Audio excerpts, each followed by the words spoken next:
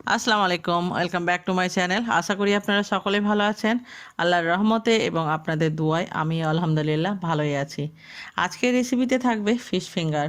বন্ধুরা, এই রেসিপিটা কিন্তু খেতেও অতি সুস্বাদু এবং তৈরি করাও কিন্তু খুবই সহজ। আপনারা আপনাদের কিচেনে এই রেসিপিটা কত সহজে তৈরি করতে পারবেন সেটাই আমি আপনাদের কাছে তুলে ধরার চেষ্টা করেছি। এবং আমার হাতের নাগালে যে মাছটা ছিল আমি সেই মাছটা দিয়েই তৈরি করে দেখাবো। আমি এখানে নিয়েছি ব্রিকেট মাছ। এই সমস্ত ব্রিকেট মাছের পিস আছে। আমি এভাবে আঙুলের শেপে যেভাবে কেটেছি, আমি একটা পিসকে আপনাদেরকে কেটে দেখাই যে আমি কিভাবে কেটেছি। আমি চাকুর সাহায্যে কাটছি, চাইলে আপনারা এটা বটির সাহায্যেও কাটবেন। বটির সাহায্যে কাটা কিন্তু খুবই ইজি। আর এর ভিতরে যে কাঁটাগুলো আছে ওটা কিন্তু দুই হাতের চাপলেই খুব ইজিলি বেরিয়ে চলে আসবে। কাটা হয়ে গেছে, এবার আমি এগুলোকে ভালোভাবে ধুয়ে নিব। ধোয়া হয়ে গেছে, দিয়ে দিব আমি এখানে গোলমরিচ গুঁড়ো, তারপরে দিব স্বাদ মতো লবণ, দিয়ে দিব এক টুকরো লেবুর রস। এটা আমি প্রথম ম্যারিনেশন করছি, আমি আবার দ্বিতীয় ম্যারিনেশন করব। সমস্ত কিছুকে ভালোভাবে মাখিয়ে নিব এবং মাখিয়ে আমি এটাকে রেখে দিব 30 মিনিটের জন্য। বন্ধুরা, এটা আপনারা যে কোনো মাছ দিয়ে করতে পারেন, রুই, কাতলা, পাসা, ভেটকি। তবে আমার কাছে যে মাছটা ছিল আমি সেই মাছটা দিয়েই করেছি। 30 মিনিট পর আবার আমি এটার দ্বিতীয় ম্যারিনেশন করে নিব। দেখতে পাচ্ছেন আমার মাছটা কিন্তু বেশ ভালোভাবে ম্যারিনেশন হয়ে গেছে।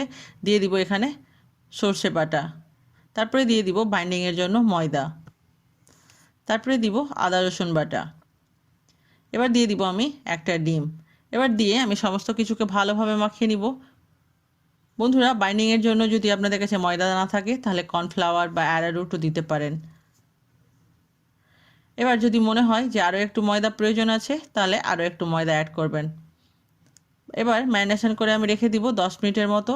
10 মিনিট পরে আমি ঢাকনা খুলে চেক করব। এবার আমি নিয়ে নিয়েছি এখানে বিস্কিটের গুঁড়ো। আপনাদের কাছে যদি বিস্কিটের গুঁড়ো না থাকে তাহলে ব্রেড ক্রাম্বস দিয়ে এটা কোটিং করে নেবেন। এবার আমি মাছটাকে আবারও ভালোভাবে একটু নেড়ে নিব। তারপরে আমি এটাকে এই বিস্কিটের গুঁড়োর উপরে দিয়ে দিব। দিয়ে আমি এটাকে ভালোভাবে কিন্তু কোটিং লাগাবো। তারপরে দুই হাতের সাহায্যে এইভাবে কিন্তু চাপতে হবে। তবে দেখবেন যে যেটা প্রথম কোটিং দিয়েছিলেন বিস্কুটের গুঁড়োর সেটা কিন্তু ভালোভাবে চিপকে যাবে।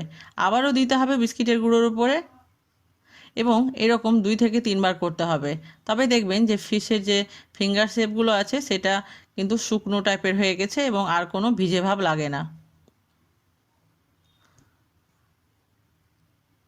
এভাবে করলে কিন্তু আপনাদের ফিশ ফিঙ্গারটা উপর থেকে ক্রিসপি এবং ভিতর থেকে অতটাই সফট এবং জুসি হবে। দেখতে পাচ্ছেন আর কিন্তু কোনো জল ভাব দেখা যাচ্ছে না। এরকম করে আমি সমস্তটাই কোটিং করে নিয়েছি। কোটিং করা হয়ে গেছে আমার। এবার আমি চুলোয় কড়াই চাপিয়ে দিয়ে দিয়েছি। এবার দিয়ে দিব পরিমাণ মতো সাদা তেল। তেলটাকে আমাকে মিডিয়াম হট করতে হবে এবং চুলোর আঁচটাও আমি রেখেছি মিডিয়াম আছে। এবার একে একে আমি সমস্ত ফিশ ফিঙ্গারগুলো দিয়ে দিব। আমি এক পিঠকে রাখবো প্রায় 2 মিনিটের মতো। বন্ধুরা, আমার চ্যানেলে যদি নতুন থাকবেন তো চ্যানেলটাকে অবশ্যই সাবস্ক্রাইব করবেন আর ভালো লাগলে লাইক শেয়ার করবেন। 2 মিনিট পর আমি আলতো হাতে এটাকে উল্টিয়ে দিব।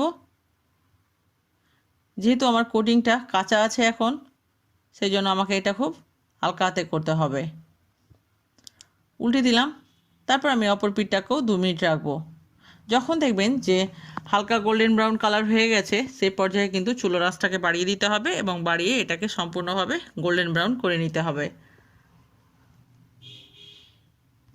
এই ফিশ ফিঙ্গার কিন্তু তৈরি করা খুবই সহজ এবং বিকেলের নাস্তায় কিন্তু এটা খুবই খেতে ভালো লাগবে। বন্ধুরা, একবার আপনারা এই রেসিপিটাকে আমার ট্রাই করবেন, তবে বুঝতে পারবেন যে কিছু আলাদা খাবার বা কিছু আলাদা রান্না করার টেস্টটাই আলাদা। এবার আমি চুলোর আঁচটাকে বাড়িয়ে দিয়েছি এবং সমস্ত কটাকে আমি গোল্ডেন ব্রাউন করে নিয়েছি। ভাজা হয়ে গেছে। এবার আমি একটা ছাঁকনিতে এগুলোকে উঠিয়ে নিব। সমস্ত কটাই আমি উঠিয়ে নিব।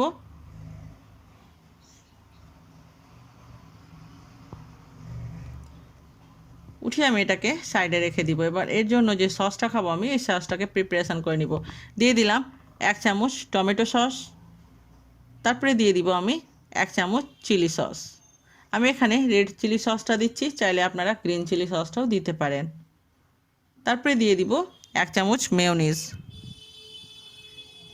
বন্ধুরা, এই তিনটা মিক্স করে একবার আপনারা সস তৈরি করে দেখবেন, বেশ খেতে ভালো লাগবে এবং কোনো কচুরি বা সিঙ্গাড়া বা পাকোড়ার সঙ্গেও এই সসটা বেশ খেতে ভালো লাগবে। এবার সমস্ত কটাকে ভালোভাবে আমি মিশিয়ে নিব। মিশানো হয়ে গেছে। এবার আমি এই ফিশ ফিঙ্গারগুলো আপনাদেরকে একটা ভেঙে দেখাই। দেখতেই পাচ্ছেন ভিতর থেকে কতটা সফট এবং জুসি এবং উপর থেকে কিন্তু অতটাই ক্রিস্পি আছে এবং খেতে এই সসের সঙ্গে খুব সুন্দর লেগেছে। বন্ধুরা, আপনারা আমার এই রেসিপি একবার ট্রাই করবেন। এতক্ষণ আমার সঙ্গে থাকার জন্য অসংখ্য ধন্যবাদ। আবারও দেখা হবে নতুন কোনো একটা রেসিপির সঙ্গে। আল্লাহ হাফেজ।